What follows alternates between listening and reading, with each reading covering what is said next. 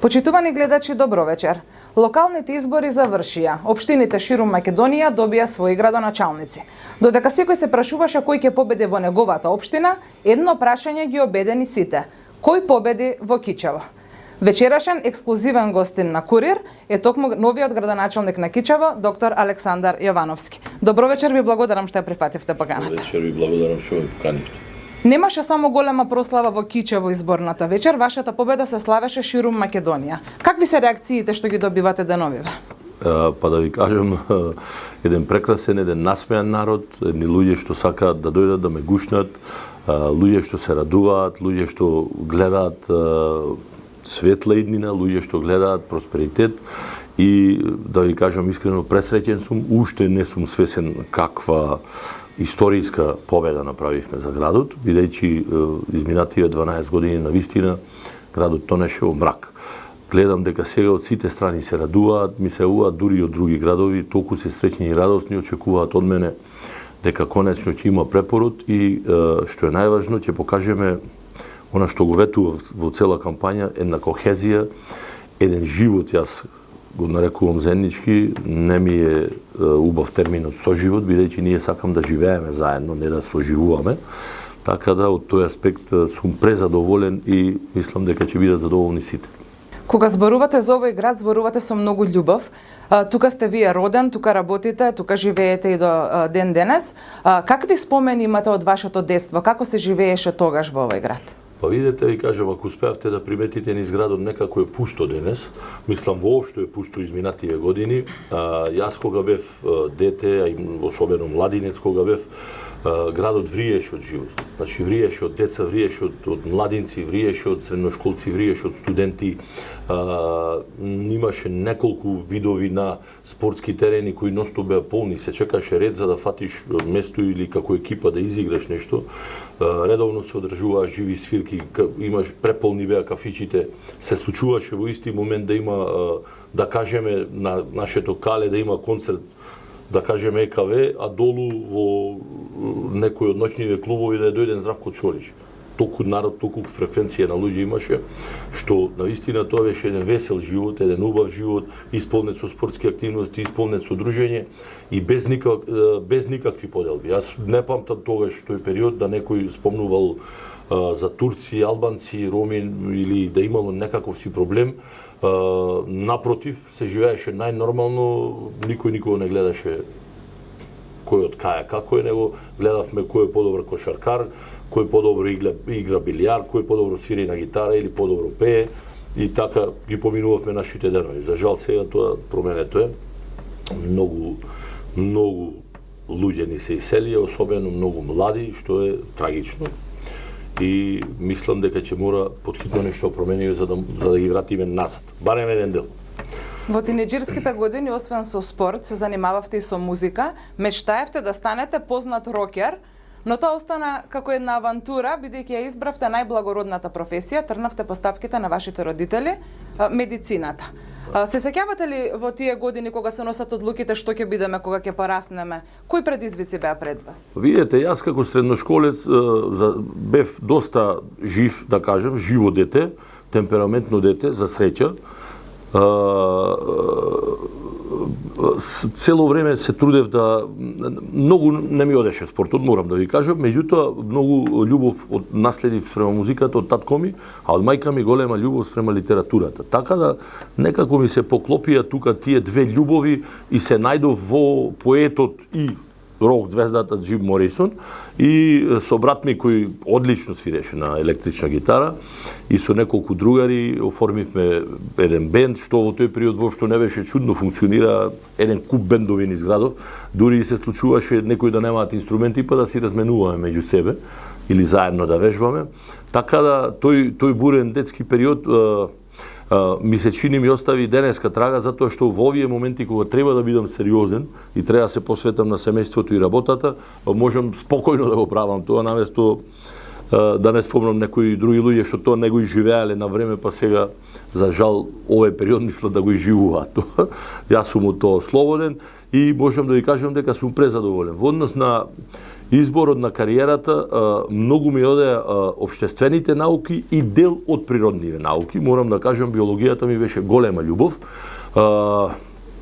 Малку бев послав по хемија, тука морам да се заблагодарам на мојата професорка Борка, позната професорка во Кичево, голема другарка на мајка ми, која посвети неколку месеци за да ме спреми за приемниот испит по хемија, и јас, да ви кажам, излегов на приемниот испит, тогаш го полагавме во универзална сала, немаше, значи, можност за помош, за измама или за некаква си друга, не знам, манипулација, и излегов прв на список.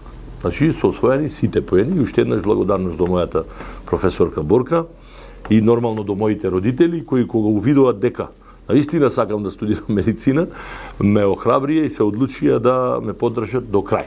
Иначе, мајка ми беше посклона да се упатам кон општествениве науки, кон правото, да речеме, меѓутоа некако ми дојде природно, бидејќи двајцата беа доктори, да имам и од кого совет да примам, да имам и со кого да учам, кој да ми помогне, така да некако природно ми дојде тоа да студирам медицина. Од тие студентски денови, какви спомени чувате во себе? Па да ви кажам, прекрасни, особено Скопје во април, Скопје во мај, во јуни. Јас, моите родители имаа купено стан на крајот на 80-тите години во Скопје, меѓутоа бруцошките денови, првата година од студиите, ги поминав во медицинар во бараките. Не паметам да сум се прибирал во станов, особено ако друштво можеби ако сум збирал за така за забави, иначе толку ми беше убаво во читалната во медицинар и таму со моите колеги и другари, што да ви кажам повеќе таму преспив отколку дома. И морам да ви кажам дека имавме прекрасни денови, имавме прекрасни професори, организирана настава, навистина беа тешки студиите, но и професорите беа строги, ама честни. Така да успеавме да се стекнеме со доста знаења, со доста искуство и да дојдеме и да почнеме да работиме како спремни веќе доктори. Едно од првите ваши вработувања беше во Кичевската гимназија. Таму ја запознавате вашата колешка Линдита, која е денес ваша сопруга и која предава англиски јазик. Се сеќавате на тие моменти? Беше ли тоа љубов на прв поглед? И морам да ве прашам, дали беше се лесно или се соочивте со предрасудите на нашето општество? Да ви кажам, еден период кога дипломирав и еден период со видов низ Скопје да се снајдам, меѓутоа беше едно време каде што тешко одеа вработувањата, се беше закочено и бидејќи мојата мајка многу млада почина, не наполнени 45 години, чувствував долг спрема татко ми да се вратам овде во Кичево и да го продолжам животот заедно со него. Така и дојдов тука. Во тој период имаше трансформација на здравствените установи, тој се приватизира, малку беше нејасно во кој правец ќе се движат работите, особено финансиите, така да одлучив за среќа се отвори место да се вработам како професор по медицински предмети и тамо, ете, судбината така сакала да ја запозна мојата идна сопруга. Тоа беше од моја страна љубов на прв поглед. Од незина не знам, бидејќи не ме познаваше кога јас прв пат јас догледав. Така да, сосем случајно, седејќи во канцеларијава со професорите, влегува една прекрасна, јас пеперутка ја нареков тогаш. И кога ја видов, не може око да тргнам од неа.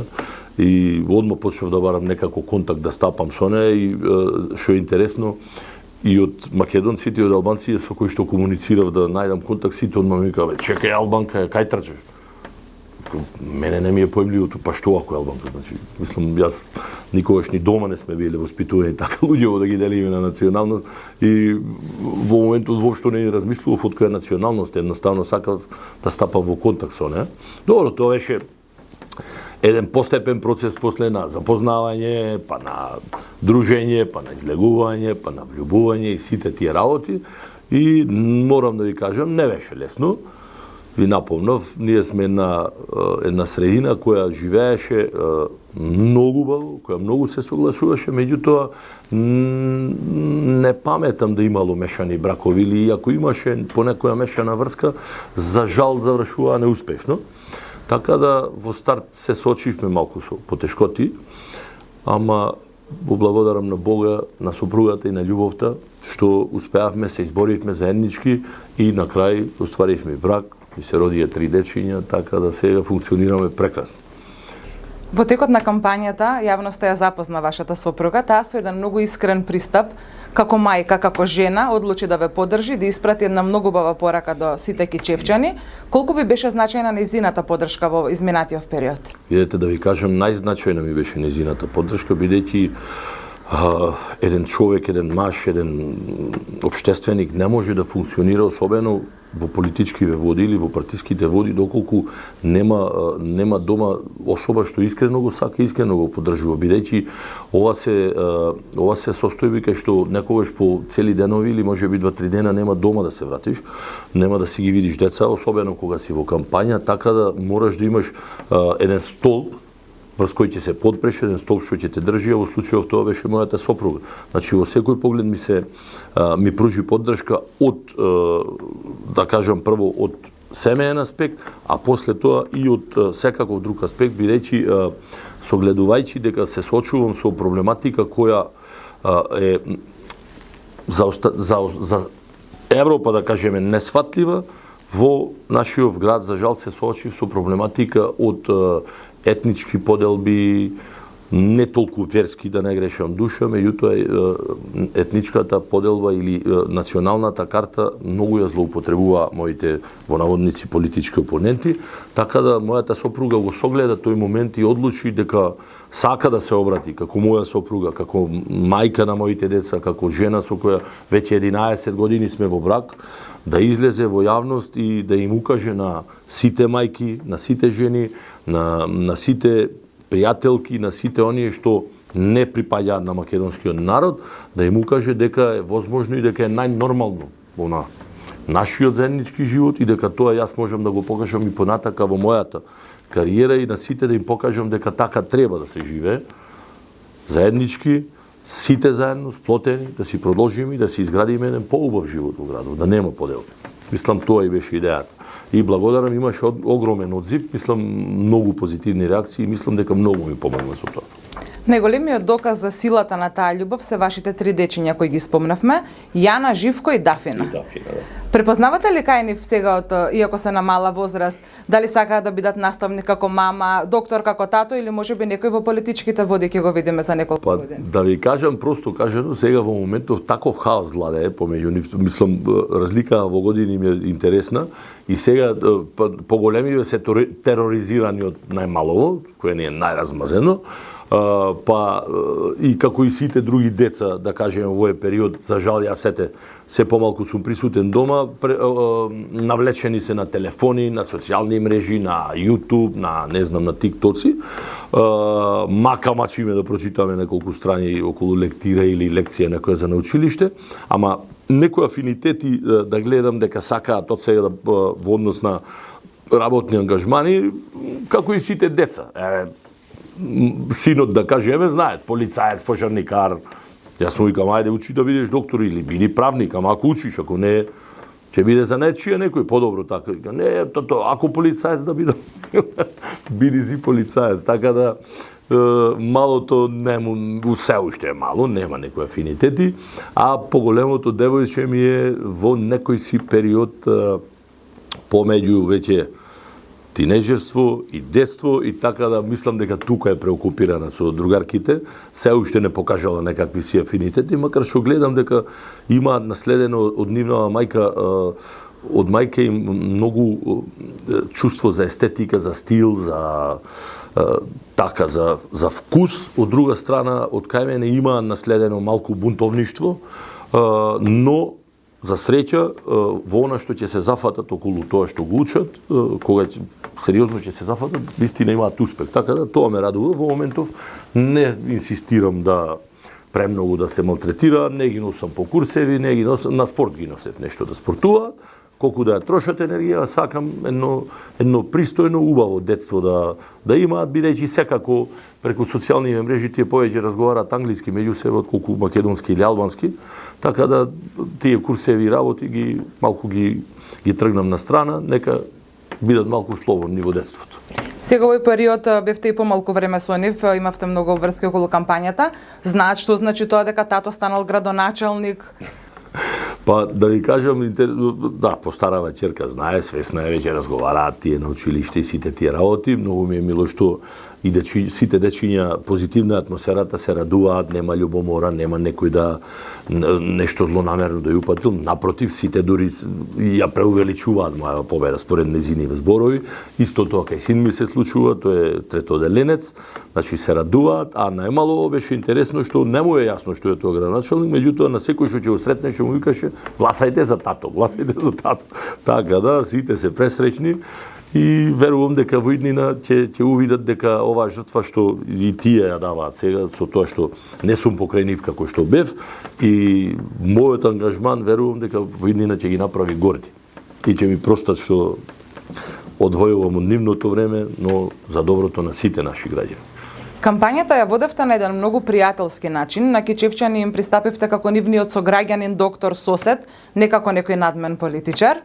Како би оцениле вие целата таа кампања? Во првиот круг бевте со водство, но недоволно за победа, победевте во вториот круг.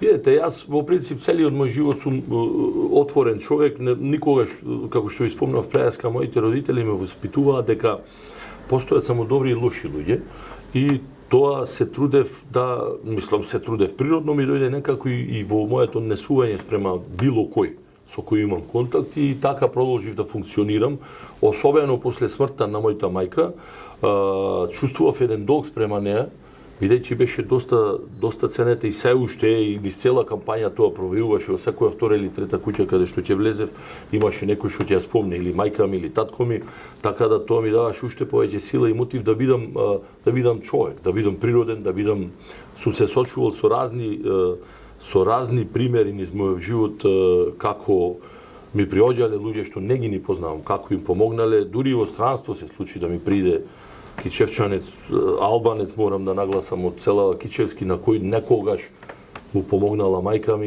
и не сакала воопшто ниту да ја почасти една чоколада и толку беше среќен што ме почасти и ручек, сакаше чисто да ми укаже дека е благодарен и верувајте, срцево ми беше полно. Така да се трудам ни животот да не ги засрамам моите родители, да не си дозволам никогаш да направам нешто што не би било пристојно и нешто што би излегло од рамките на моето воспитување.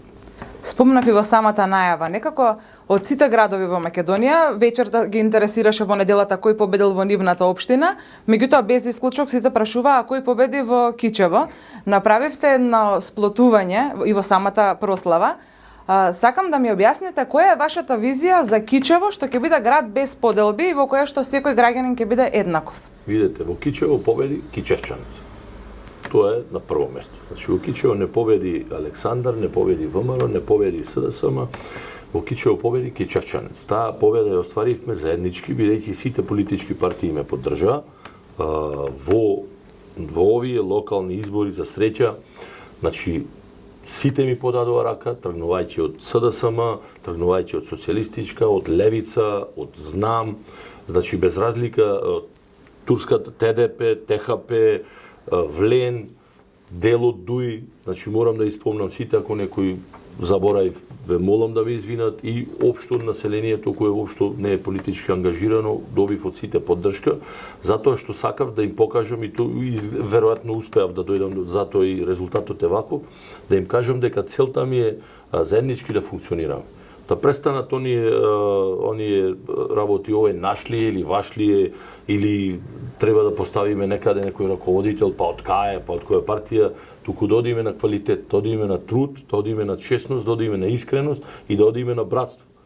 Значи, ако треба некаде да мене пак ќе кажам тој соживот зборот не ми се допаѓа, сакам живот и сакам сите да живеат и сите да бидат застапени. Значи, не мора да одиме на проценти, но сакам да одиме на квалитет, ама сакам и да го подигнам нивото на застапеност, да кажеме особено на турците и на ромите во јавна администрација, мислам онаа која што е во надлежност на општината, за реално да ги согледаме и нивните проблеми, да се зближиме, да видиме во кој дел имаат тие реално проблеми и со што се соочуваат и да може што повеќе да си помагаме меѓусебно и сите да се почувствуваат како еден кохезивен дел, како една коцка од мозаикот што се нарекува Кичево. Значи целта ми е таа и мислам дека граѓаните го препознаа и затоа и остваривме победа. Во Кичево сигурно сте свесен дека ве чекаат тешки 4 години, бидејќи има многу што да се сработи. За жал, зборуваме и за проблеми кои не се својствени за 21. век, проблемите со ѓубрето. Како планирате да решите дивата депонија која е во срцето на Кичево? Видете, не знам зошто, таму има изготвено некој проект, колку што знам и колку што имам информации, за не за рециклирање, туку за складирање, па потоа сортирање и од тука како претоварна станица се користи, што за жал, мислам, оваа дива депонија, наводно така ја замислувале, меѓутоа се претвори во буквално дива депонија, незаконска, во еден отров, во еден канцер рана за градот Кичево. Така да јас имам решение за тоа од понеделник кога ќе влезам во општината и кога ќе добијам надлежности, имам решение прво да ја отстранам од тука, на место каде што нема никому да му смета, да го отстранам ѓубрето, да го отстранам сметот, а оттаму да почнеме во договор со околните, да кажеме, општини кои што би можеле, ако можат да примат нешто да примат, ако не, ние во меѓувреме се гради депонија во Битола. Таму ќе се одлага, таа ќе биде регионална депонија. Во меѓувреме ние тука ќе почнеме процес на чистење, враќање во првобитна состојба на онаа дива депонија, а на друго место кој што веќе го имаме обезбедено, на каде што нема никому да смета, каде што нема да загадува, каде што нема никому да му мириса, таму веќе ќе почнеме со сортирање и може би со рециклирање, меѓутоа тоа е еден понапреден проект. Во моментов ми е најголема цел да ја отстраниме дивата депонија. Откако ќе отстраниме, веќе ќе ни биде полесно да ги решаваме вод проблеми, бидејќи вистина тоа е горлив проблем, меѓутоа бара системско решение, не ад хок преку ноќ. Да направиме од една дива, сега друга дива. Не. Ќе најдеме решението е најдено, значи на законски начин да го пренесеме тоа ѓубре, да не ни ги труе граѓаните, а и селаните, на место каде што нема да направи штета, па од тука после ќе се депонира соодветно. Реков дека избравте да водите една позитивна кампања, не се слушавте со ниски напади кон противникот, што не беше случај од другата страна. Ве прашувам денес кога изборите завршија, како би го оцениле целиот мандат на вашиот претходник, кој што заврши со еден голем аудиоскандал од кој што македонската јавност беше згрозена? Видете, прво бевме, мислам, јас како кандидат, ние како семејство, како заедница, кога излегува тие аудио и видео материјали, бевме шокирани. И големината на скандалот беше толкава што, да ви кажам, интимно посакував да не се шири, мислам, срамно беше. Она е нешто што не би требало да го видат нашиве сопруги и нашиве деца. Тоа беше јавна тајна дека се случува, меѓутоа друго е кога ќе го видиш во живо и искрено ви кажам, првите неколку дена јас како кандидат и политичките партии што стоја зад мене и ВМРО ДПМН како нивни кандидат се обидувавме воопшто да не го актуализираме тоа, бидејќи навистина беше нешто страшно. И воопшто не се трудевме ниту преку медиуми, ниту преку социјални мрежи да го шириме. Тоа си го ширеа оние што го презентираа, сега не знам кој се наводно од Америка, некој си елчека, како го нарекуваат, и тоа се ширеше по социјални мрежи по природен пат, меѓутоа од наша страна и како партија, и јас како кандидат и семејство бев против да се шират тие работи, бидејќи жално е за оние кои што биле жртви на неговото однесување. Не за да го заштитиме против кандидатот, туку да ги заштитиме неговите жртви. Тоа беше познато од една страна, од друга страна неговото владење е владење на лично богатење. Значи буквално гледање за сопствениот џеп и сопствениот интерес.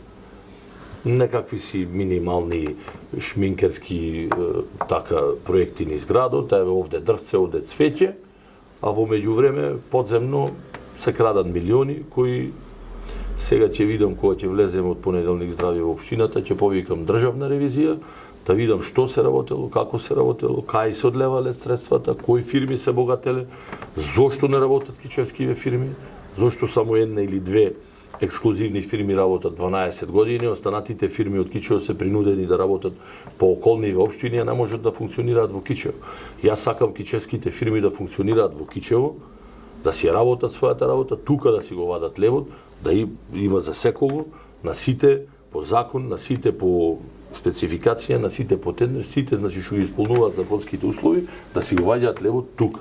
Ако нешто немаме, не произведуваме или немаме механизација, тогаш ќе повикаме помош од страна или ќе распишеме тендери, ќе повикаме фирми од страна. Меѓутоа, сакам на сите кичевски фирми да им упатам порака дека целта ми е левот да си го вадат тук. Да си го зголемат бројот на вработени, бидејќи сега со иселувањето е проблем, немаме ниту работна сила. Јас се надевам дека кога кичевските фирми ќе зајакнат и ќе може да даваат и повисоки лични доходи и кога општината ќе се презентира себе си како сервис на граѓаните, а како не е нешто недостижно, тогаш ќе верувам дека ќе почнат и ќе се охрабрат и нашите млади, особено што се по околни градови, да речеме, преселени, да си се вратат во родниот град и овде да дадат придонес. Тоа ми е целта во почеток.